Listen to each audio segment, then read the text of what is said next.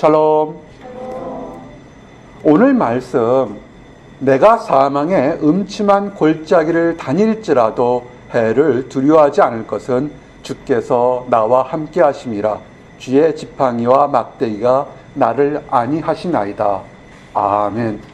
정말 많은 사람들이 믿는 사람들이거나 믿지 않는 사람들이거나 사입인 경우에도 이 말씀을 상당히 좋아합니다. 말 그대로 사망의 올무가 되었은 꽉매에서 이리 보고 저리 보아도 헤어날 길이 없는 데서도 나는 구원받을 거라는 그 말씀은 아마 믿음을 떠나서 누구에게나 다 좋을 거라 봅니다. 그런데 여기에 함정이 있을 수 있습니다. 내가 그렇게 될 거라고 믿는 것과 그것을 그렇게 축복을 주시는 하나님에 의지하고는 다른 것이 있다는 것을 여러분들에게 이야기하고 싶은 것이 오늘 핵심인 것입니다. 잘못 판단해서 인생에서 위기를 겪었던 사람 수없이 많은데 오늘은 시간 관계상 한 사람을 얘기를 듣기를 원합니다. 아담입니다. 우리의 믿음의 조상이며 인생의 조상인 인류의 조상인 아담과 하와의 아담에 대한 얘기를 좀 하기를 원합니다. 아담은 전 세계를 다스릴 수 있는 권한을 주었습니다. 그렇지만 아주 간사한 사람 사단의 마귀에 끼어서 해서는 안 될 선악을 알게 하는 나무 열매를 따먹었습니다. 그 나무가 특별한 것이 아니라 하나님과 사람과의 계약인 것입니다. 나는 창조주고 너는 피조물이고 나는 너에게 축복을 주는 사람이고 너는 축복을 받는 사람이다, 이런 것입니다. 근데 그 계약을 아담이 스스로 깨버렸습니다. 그래서 하나님께서는 아담과 하와 그 과정을 에덴 동산에서 축복해서 내보냈습니다. 그러면서 너희들이 이제는 너희들이 잘못한 것으로 인해서 수고하고 땀을 흘려야만 너희가 먹을 것이다라 노동의 고통과 소산의 기쁨을 얻는 축복을 주었습니다. 아담과 하와가 에덴 동산에서 쫓겨났습니다. 그가 이제는 그전까지 노력하지 않아도 축복의 열매들을 먹었는데 너무 힘이 들었습니다. 갑자기 새로운 세계에서 내가 노력하고 손톱이 달 정도로 노동을 해야 되고 가시와 엉겅퀴 속에서 일을 해야만 되는 그렇게 힘들었습니다. 그리고 마음속에서는 아마도 하나님에 대한 원망과 그리움이 모락모락 싹 텄을 겁니다. 많은 사람들이 질문하는 것처럼 왜 하필이면 선악을 알게 하는 나무를 만들어서 내가 그것을 따먹게 했습니까? 아예 로봇처럼 그 열매를 만들지 않았으면 난 여전히 에덴 동산에 있을 것인데, 그러면서도 내가 잘못했지, 사단의 꾀에 넘어갔지라는 또 후회가 또 밀려올 것이었습니다. 그러면서 또 한 곳에서는 에덴 동산에 돌아가고 싶은데 하나님께서 우리를 내쫓으면서 양 가죽을 옷 입히면서 그렇지만 너희들을 영원히 멸하는 것이 아니고 때가 되면 다시 부르겠다고 또 약속했던 것을 기억했습니다. 이것을 여러분들과 나에게 적용하게 되면 우리 인생에 평안히 성승장구하다가 갑자기 위기를 딱 맞았습니다. 경험해보지 못한 실패와 좌절을 맛봤을 때 우리에게는 두 가지 또는 믹스드 필링이 아마 가득 찰 겁니다. 예전에 승리했던 모습 또는 그때 조금 더 잘했으면 하는 그런 생각도 들 것이고, 또한 그때 잘했을 때 나에게 은혜를 받던 사람이 나에게 서운한 감정을 주는 것 때문에 또는 아픈 감정이 있을 것입니다. 오늘 아담의 가정의 위기의 순간에서 어떻게 극복한지를 좀 보기를 원합니다. 저를 좀 보십시오. 이 대답을 아는 사람들에겐 제가 12월 달 중에 커피를 사들 수 있는 그런 축복을 드리겠습니다. 아담의 가정에 여러 가지 자녀를 낳았지만 아들 세 사람 이름이 성경의 창세기에 나옵니다. 창세기 4장에 나오는데 세 사람 이름을 아는 사람들을 눈을 깜빡깜빡 해보십시오. 세 사람 이름을, 나는 이 세 사람 이름을 확실히 알 수 있어 하는 사람들 깜빡깜빡 해보십시오. 여러분들은 그 세 사람 이름을 알기 때문에 저에게 언제든지 목사님 커피 사주십시오 그러면 커피를 얻어먹을 권리가 있습니다. 갸우뚱하신 분들, 아담과 가인과 아담의 아들 가인과 아벨과 셋인데 이 사람을 몰랐던 사람은 여러분들은 이 작은 목적에 커피를 살 의무가 있습니다. 어쨌든 간에 12월에 한 번은 우리 커피 데이트를 한번 하겠습니다. 성경은 아주 간단하게 아담이 가인과 아벨과 셋을 낳았다 그러는데, 사실 여기에 아담의 절망과 소망이 그대로 다 있었습니다. 이게 성경을 공부하고 깨닫는 묘력입니다. 어떻게 보면 창세기 4장 1절에 보면 이렇게 되어 있습니다. 아담이 그의 아내 하와와 동침하며 아다가 임신하여 가인을 낳고 이르되 내가 여호와로 말미암아 등남하였다 하니라. 아멘. 이렇게 한 역사적인 사실이 있습니다. 우리말 성경엔 가인, 영어에는 카인, 다 표기법 있지만 같은 사람입니다. 이 카인 또는 가인이라고 표현하게 된 이 말은 히브리어로는 뜻이 뭐냐면 창, 작살 또는 획득이란 뜻입니다. 이 4장 1절의 말씀에 대해서 어떤 걸 알 수 있냐면 아들을 낳습니다. 드디어 에덴 동산에서 쫓겨내서 내가 승승장구하고 축복의 땅에서 쫓겨나서 노력하고 수고해서 얻은 곳에서 첫 열매가 뭐냐면 아들을 낳은 것입니다. 그래서 아담이 뭐라 하냐면 하나님께서 주셨다 그랬습니다. 이 말에 뭐냐면 이제는 하나님, 내가 잘못한 것을 회개했으니까 이제는 선물로 나에게 이렇게 원하고란 아들을 주셨으니까 이제는 돌아갈 때가 되지 않았습니까? 라는 소망이 함께 있는 것입니다. 신앙생활을 하면서 내가 이만큼 기도하면, 내가 이만큼 봉사하면 하나님이 복 주실 거다라는 그런 생각을 할 수도 있습니다. 또는 한편으로 잘못을 저지르고서도 한 번, 두 번 콧물을 흘리면서 내가 회개했으니까 이제는 그 죄에서 벗어났을 거라고 생각하는 경우도 있습니다. 조금 주의하셔야 합니다. 우리가 열심히 기도하고 봉사하고 다른 많은 사람들 앞에서 믿음이 좋은다 할지라서 그것이 축복을 받는 보증수표라는 것은 아니라는 것입니다. 축복을 주시는 것은 하나님이지 내가 이만큼 한 것 때문에 받는 것은 아니라는 것입니다. 또한 현대 크리스찬들이 쉽게 생각하는 것을 범죄하고 나서도 그 죄의 결과가 대단치 않다고 생각하는 그것도 잘못인 것입니다. 죄의 결과는 사실은 생각보다 심각한 것입니다. 기뻤습니다. 아담은 하나님이 주셨다. 하나님이 선물로 주셨다. 하나님이 축복의 사인을 주셨다. 때가 되면 나는 돌아갈 거라고 기뻐했을 것입니다. 근데 이 기다려도 하나님은 전혀 아무런 사인이 없고 다시 축복의 땅에 부르지 않았습니다. 그럴 때 이 아담 가정에 둘째가 태어납니다.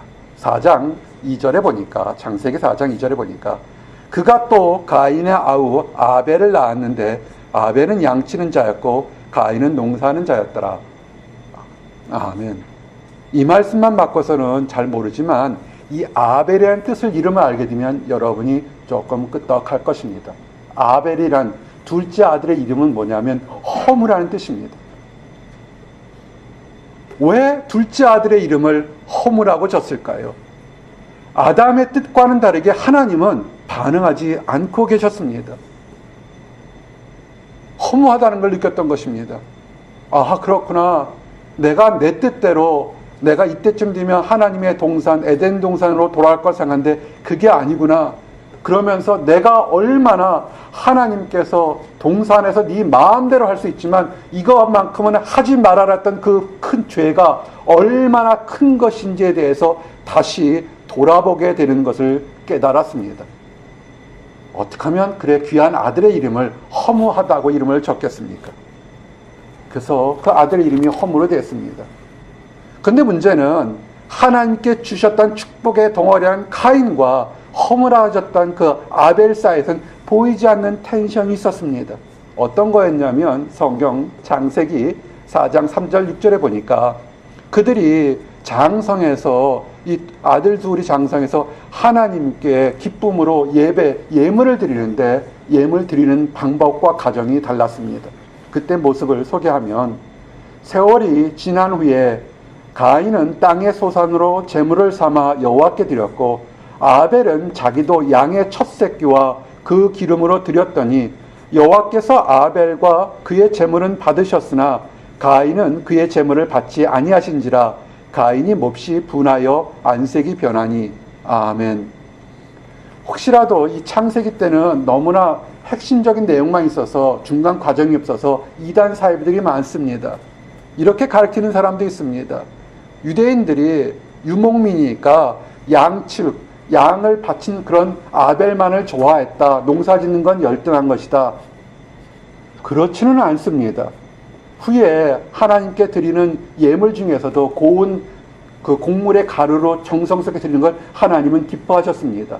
즉 뭐냐면 예물이 문제가 아니라 예물을 어떻게 드렸는가가 달랐던 것입니다. 요거 잘못 이색하게 되면 귀하고 비싼 것만 드린 것을 하나님이 받으셨다고 가르치는 이상한 교회나 사이비들에게 넘어가게 됩니다. 하나님은요, 물질을 비싼 것, 귀한 것, 그런 것이 중요한 것이 아니라 냉수 한 컵을 드리더라도 어떤 마음으로 하나님께 드리냐, 그것을 귀하게 여기는 것을 아시기를 원합니다. 아벨이 아마 기쁘게 정성스럽게 생각해 보세요. 여러분이 자식 중에 옛 사람들은 그렇게 했는데 자식 이름에 개똥이, 말똥이 뭐 이렇게 이름 진 거 있어요. 그렇게 천대받고 컸는데도 사람 이름을 그렇게 치면 어떻게 되겠어요? 허무라고 줬다고요. 별 볼 일 없어. 너는 보잘것없어 줬는데 그 아벨은 하나님께 정성스럽게 드렸던 것입니다. 그래서 하나님 기뻐하셨어요. 근데 문제는 뭐냐 하면 이 가정에 인류 역사상 가장 잔인한 범죄가 생긴 것입니다. 4장 8절에 보니까 가인이 그의 아우 아벨에게 말하고 그들의 들에 있을 때 가인이 그의 아우 아벨을 쳐 죽이니라. 아멘.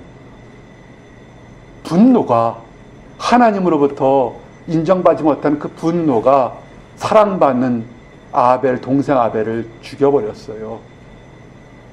하나님이 나중에 묻습니다. 가인아, 아벨이 어디 있느냐? 근데 가인이 거짓말해요. 내가 동생을 지키는 자이니까 내가 어딘지 알지 못합니다. 하나님이 얘기하십니다. 내가 죽인 아벨의 피가 땅속에서 지금 하나님께 부르짖고 있다, 신원한다고 얘기를 합니다. 아담이 잘못했던 거 회개가 온전히 이루어지지 않으니까 가인이 온전히 이루지 못하는 회개를 이제는 또 범죄하고 변명하는 그 죄가 계속 있습니다. 하나님이 보시다가 가인에게 진노하십니다. 4장 12절에 보니까 내가 밭을 갈아도 땅이 다시는 그 효력을 내게 주지 아니할 것이요 너는 땅에서 피하며 유리하는 자가 되리라. 아멘. 그래도 아담 때는 씨 뿌리면 대충 10배, 20배 났는데 가인 때는 완전히 땅이 저주받았습니다. 축복이 사라지긴 것입니다. 자, 문제는 아담은 어떻습니까? 아담은 한순간에 사랑하는 둘째 아들을 잃어버렸습니다. 하나님이 주셨다고 기뻤던 첫째 아들은 하나님이 저주받고 이미 세상으로 돌아가는 도망다니는 도망자가 되어버렸습니다. 한순간에 다 잃어버렸습니다. 그럴 때 창세기 4장 25절에 보니까 26절에 이렇게 나옵니다. 아담이 다시 자기 아내와 동침하며 그가 아들을 낳아 그의 이름을 셋이라 하였으니 이는 하나님이 내게 가인을 죽인 아벨 대신에 다른 씨를 주셨다 하심이며 셋도 아들을 낳았고 그의 이름을 에노로스 하였으며 그때 사람들이 비로소 여호와 이름을 불렀더라. 아멘.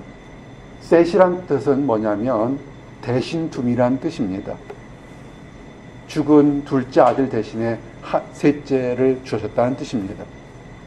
아담이 셋을 몇 살에 얻었냐면 130세에 얻었습니다. 그리고 셋은 105세에 그 아들 에노스를 낳았습니다. 에노스는 912년을 자랐고 죽었습니다. 셋은 아담의 장자의 축복이 되었고 여호와를 섬기는 시조가 되었습니다. 여러분, 그런 것입니다. 인생의 사망, 인생의 막다른 것을 판단하는 것은 나의 능력이나 나의 노력이나 나의 선한 것이 아닌 것입니다. 아담은 처음에는 나의 판단으로 하나님께 돌아갈 것이다 생각했지만 그런 것이 아니라 하나님이 부르실 때 축복을 주시는 것입니다. 2016년 올해 여러분이 승리한 것 같다고 자랑하는 것이 어쩌면 여러분을 넘어지게 하는 실패의 함정이 될 수도 있습니다.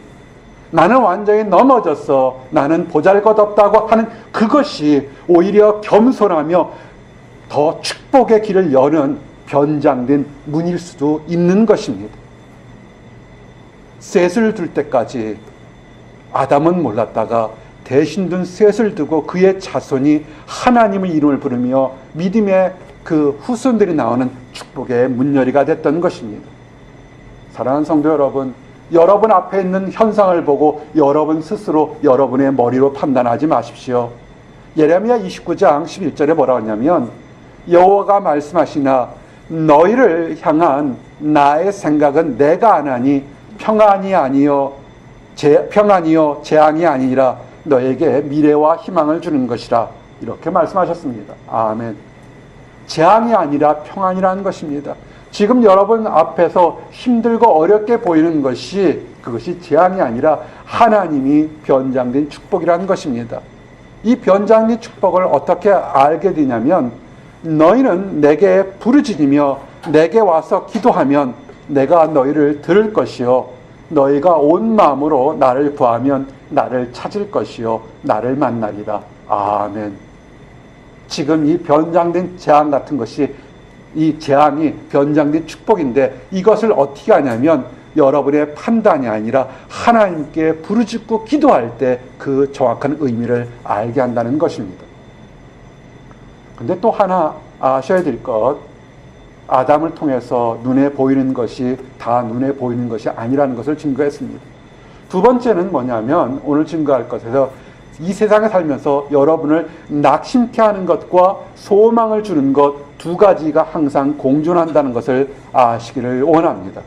여러분 깨어 있으셔야 돼요. 낙심을 전파하는 것, 사람들에게 낙심을 전파하는 사람들이 무리가 있다는 것입니다. 여호수아 때, 모세 때 그들이 이제는 종살이 400년의 종살이에서 10가지의 기적과 이적을 통해서 애굽에서 전쟁하지 않고 수백만이 나왔습니다. 그리고 그들이 앞에 가나안 땅으로 갈 때 거대한 홍해가 있을 때 하나님은 바다를 갈라 그 모든 백성들을 홍해를 건너게 했습니다. 수백만의 사람들이 아무것도 없는 광야에서 40년 동안 먹고 살며 하나님의 은혜를 맛보았습니다. 그들에게 얘기합니다. 저 가나안 땅을 정탐해보라. 저 가나안 땅, 지금의 예루살렘, 이스라엘 땅에 하나님 주셨으니까 거기는 젖과 꿀이 흐르는 땅이라고 말씀하셨으니까 가서 보라 그랬습니다. 알겠지만 이스라엘은 12지파의 연합체입니다. 그래서 각 지파에서 가장 믿을 만한 사람, 뛰어난 사람, 능력 있는 사람을 각 파송해서 이스라엘 땅, 가나안 땅을 다 도둑으로 다 돌아보고 왔습니다. 그리고 그들이 올 때 그 땅의 열매들, 소산물을 들고 왔습니다. 얼마나 포도가 큰지 혼자 못 들고 메고 올 정도로 그 땅의 소산물이 굉장히 좋았습니다. 혹시라도 성지 순례하신 분들 이스라엘 땅에 가면 현재 눈에 보는 이스라엘 땅이 아니라 그 전에 그 가나안 땅은 정말 풍요로운 땅이라고 생각합니다. 근데 그들이 똑같은 현상을 봤을 때 하나님 주신 축복의 젖과 꿀이 흐르는 땅이 아니라 하나님의 약속의 그 소산물 본 것이 아니라 그들은 그곳에 있는 거인 자손들 거대한 성을 봤습니다. 그래서 뭐라고 그랬냐면 신명기 1장 27절 보니까 장막 중에 원망하여 이르기를 여호와께서 우리를 미워하심으로 아무리 족속의 손에 넘겨 멸하시려고 우리를 애굽 땅에서 인도하여 내셨도다. 우리가 어디로 가랴? 우리의 형제들이 우리를 낙심하게 하여 말하기를 그 백성은 우리보다 장대하며 그 성읍은 크고 성곽은 하늘에 닿았으며 우리가 또 거기서 안악 자소를 보았노라 하는도라. 아멘. 참 사람에게는 은혜 받은 것을 그렇게 쉽게 잊어먹는 그런 유전자가 있는 것 같습니다. 이 아모리 족속이 크고 그것의 성이 크다 할지라도 전 세계를 제패한 애굽의 성보다 컸을까요? 그렇지 않습니다. 하나님이 이스라엘 백성들을 애굽에서 끌어낼 때 애굽은 그 당시 전 세계를 제패한 가장 강대국인 것입니다. 아모리도 애굽의 하나의 속국처럼 여기는 작은 땅인 것입니다. 그 땅 나올 때 어떻게 나왔습니까? 전쟁하지 않고 하나님의 손으로 인도해서 나왔습니다. 그리고 광야에서도 그들은 보호했습니다. 근데 그들이 첫 마디가 뭡니까?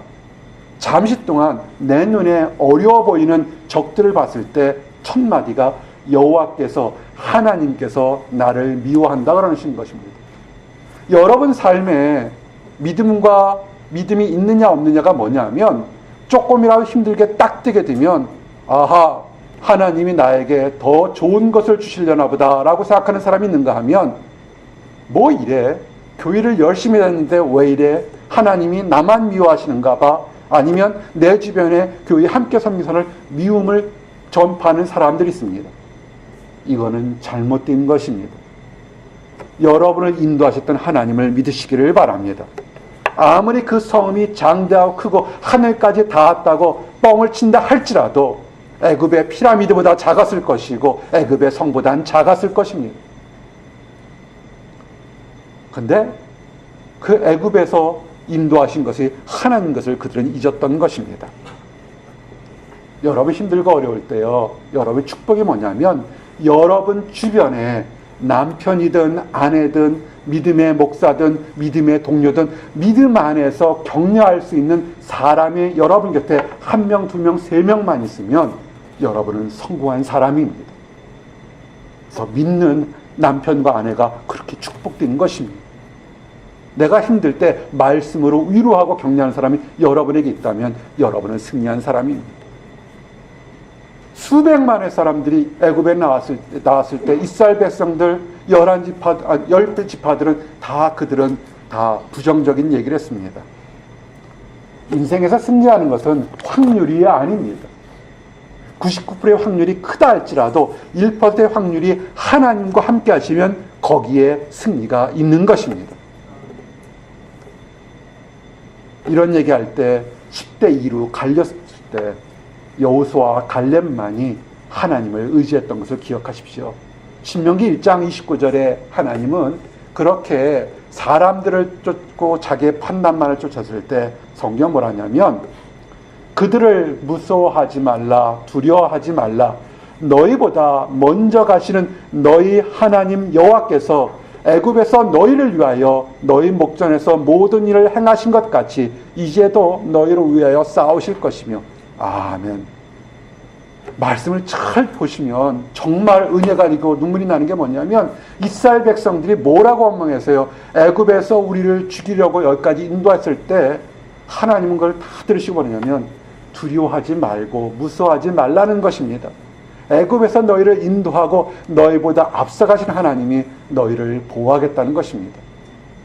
여러분이 이 보선에 여러분의 재능으로 왔다고 생각하십니까? 아닙니다. 하나님이 여러분보다 앞서가서 좋은 믿음의 동료들, 교회들, 친구들, 교수들을 미리 예비해서 여러분을 앞서서 인도했던 것을 기억하시기 바랍니다. 근데 또 어떤 경우는 정말 내가 하나님이 나보다 앞서서 나를 길을 인도할까 믿지 못하고, 나는 믿음이 적어서 제대로 갈 수 없습니다. 나는 육체에 문제가 있습니다. 환경에 문제가 있어서 앞길을 가지 못하는 사람, 주저앉는 사람들에게 하나님 뭐라고 그랬냐면, 광야에서도 너희가 당하였거니와 사람이 자기의 아들을 안는 것 같이 너희 하나님 여호와께서 너희가 걸어온 길에서 너희를 안으사 이곳까지 이르게 하셨느니라. 아멘. 하나님이 여러분을 이곳 보스턴까지 길을 예비해서 미리 터놓은 것뿐만 아니라, 여러분의 믿음이 연약하니까 여러분을 안아가지고 여기까지 오셨던 것을 기억하시기 바랍니다. 아마 여러분 인생에서 여러분 힘들고 어려울 때 여러분을 안아서 축복의 대열로 인도하는 부모님이 계셨다면 얼마나 좋겠습니까?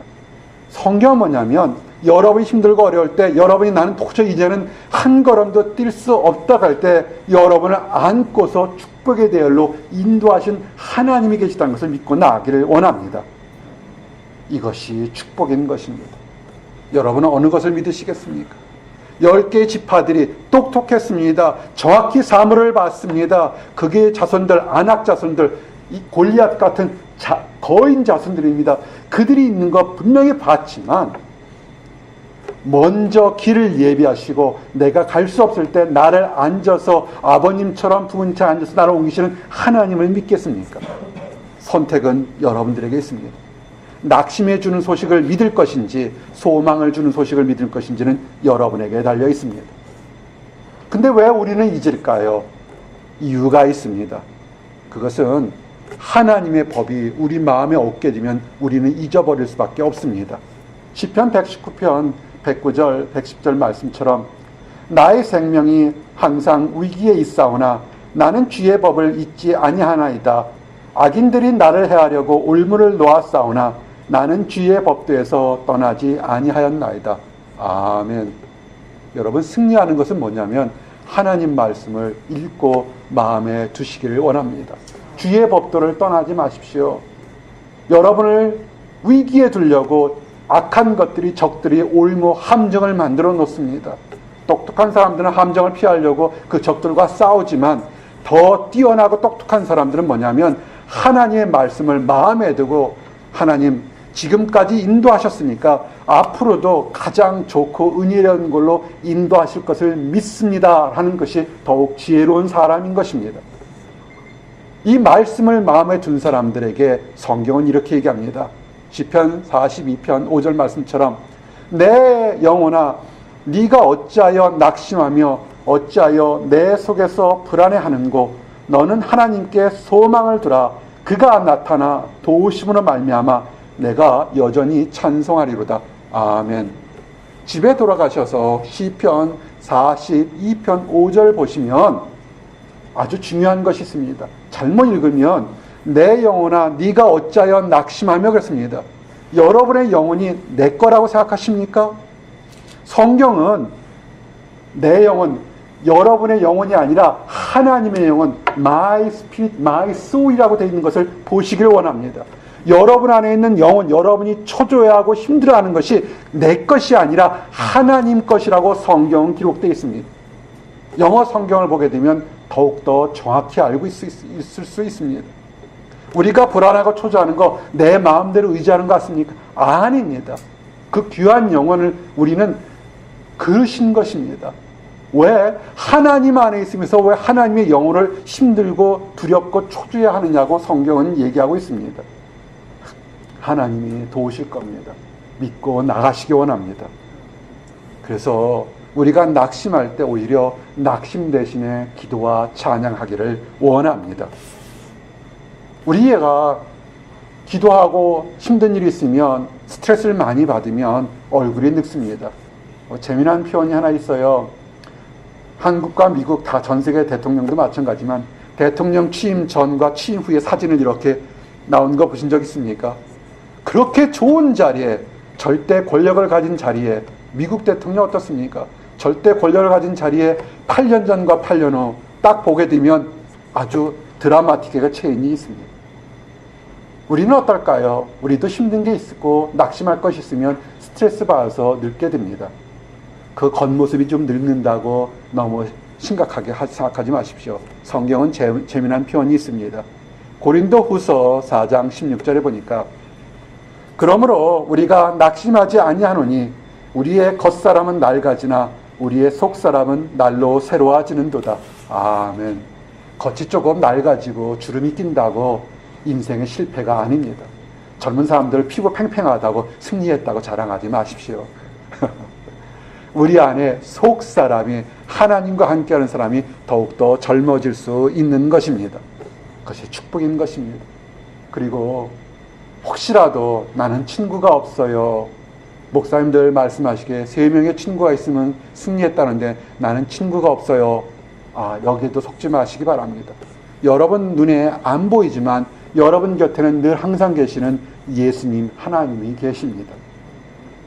성경은 뭐라고 그랬냐면 고린도후서 7장 5절 보니까 우리가 마게도니아에 이르렀을 때에도 우리 육체가 편하지 못하였고 사방으로 환난을 당하여 밖으로는 다툼이요 안으로는 두려움이었노라.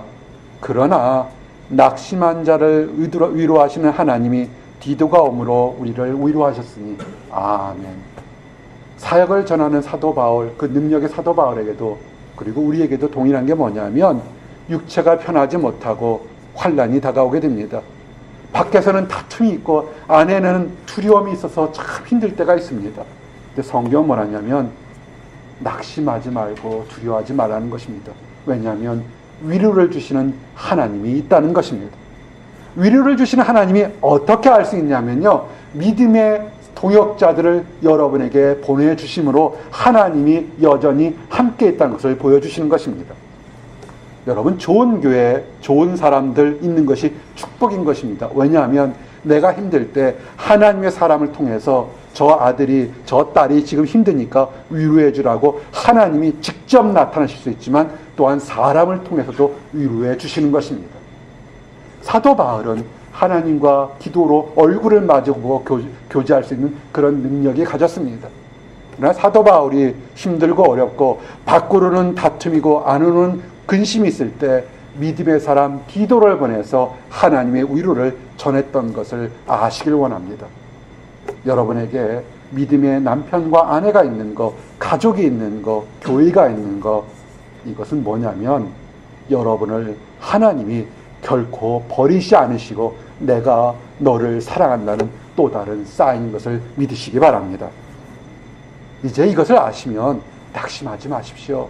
올 한 해 실패했다고 낙심할 거 없고 올 한 해 다른 사람과 승리했다고 교만할 것이 없습니다. 승리한 분 축하합니다. 선을 행하십시오. 낙심한 분 좌절하지 마시고 오히려 선을 베푸시기를 원합니다. 갈라디아서 6장 8절에 9절에 보니까 자기의 육체를 위하여 심는 자는 육체로부터 썩어질 것을 거두고 성령을 위하여 심는 자는 성령으로부터 영생을 거두리라. 우리가 선을 행하되 낙심하지 말지니 포기하지 아니하면 때가 이름에 거두리라. 아멘. 포기하지 마십시오. 선을 행하십시오. 오히려 힘들 때도 오히려 더 베풀어주고 또 승리할 때 오히려 더 베풀어 주십시오. 그리고 때가 되면 하나님 주신 축복을 받습니다. 아담은 어떻게 했습니까? 때가 이르기 전에 하나님께서 축복을 주실 거라 했는데 축복을 주지 않으니까 얼마나 실망감이 컸으면 그 둘째 아들을 허물하고 졌겠습니까? 그러다가 첫째 아들과 둘째 아들을 다 잃어버리고 난 다음에 하나님께서 대신 둔 렘넌트 축복이 있구나를 그때서 깨닫는 것입니다. 여러분이 하나를 잃어버린 것은요, 또 다른 더 큰 축복을 주기 위해서 새로운 축복이 지금 오고 있는 과정인 것입니다. 셋처럼 대신 축복을 주기 위해서 여러분 인생에 믿음의 조상 셋을 주기 위해서 여러분에게 지금 오고 있는 것입니다. 낙심하지 마시고 포기하지 마시고 때가 되면 얻을 것입니다. 이제 마지막 말씀이 더 긴데 좀 정리하겠습니다. 하나님은 여러분들에게 생명의 길과 저주의 길을 여러분 앞에 나와 있다고 합니다. 어떻게 하느냐면 여러분이 축복의 길을 선택하시면 됩니다. 신명기 30장 15절 16절에 보라, 내가 오늘 생명과 복과 사망과 화를 내 앞에 두었느니 곧 내가 오늘 내게 명령하여 내 하나님 여호와를 사랑하고 그 모든 길을 행하여 그의 명령과 규례와 법도를 지키라 하는 것이라. 그리하면 내가 생존하며 번성할 것이요 또 내 하나님 여호와께서 내가 가서 차지할 땅에서 내게 복을 주실 것이라. 아멘. 여러분, 하나님 말씀을 믿고 나가시길 원합니다. 말씀을 읽고 말씀대로 하십시오. 잠언 말씀 16장 25절처럼 어떤 길은 사람의 보기에 바르나 필경은 사망의 길이니라. 아멘. 우리의 조국 대한민국이나 미국에 있는 현실들을 보십시오. 이렇게 하면 축복이요 번영이요 번성의 길이라 했던 것이 오히려 망신당하고 실패하고 쓰러지는 것을 우리는 보게 됩니다. 하나님 말씀대로 나가십시오. 그것이 여러분에게 지금도 10년 후, 20년 후, 30년 후 여러분이 이 땅에 죽고 나서도 후손들에게도 우리의 부친과 모친이 올바른 길을 걸었다 칭찬할 것입니다. 이제 그러면 여러분들에게 하나 할 것이 뭐냐면 하나님 안에서 축복의 길을 나가기를 원합니다. 실망하지 마시고 낙심하지 마시고 선을 행하는 나와 여러분들이 되기를 원합니다. 기도하시겠습니다. 하나님 감사합니다. 아버지, 우리 안에 우리 앞에 사망의 음침한 골짜기가 있다 하지라도 우리가 두려워하거나 낙심하지 않는 것은 주님께서 우리와 함께 하심을 믿기 때문임을 고백합니다. 아버지, 어려움이 주신 것, 우리에게 새로운 축복과 우리의 잘못된 것을 고쳐주시는 하나님의 변장된 축복임을 고백합니다. 아버지, 우리가 더욱더 오래 참으며 선을 행할 수 있도록 인도하시고 도와주시옵소서. 아버지, 또 우리 주변에 하나님을 알지 못해서 세상 것을 얻는 것이 축복이라 생각하는 사람들이 있습니다. 불쌍히 여겨주시고 그들의 마음을 열어서 참된 진리를 깨달을 수 있도록 허락하여 주시옵소서. 감사합니다. 예수 그리스도 이름 받들어 기도드렸습니다. 아멘.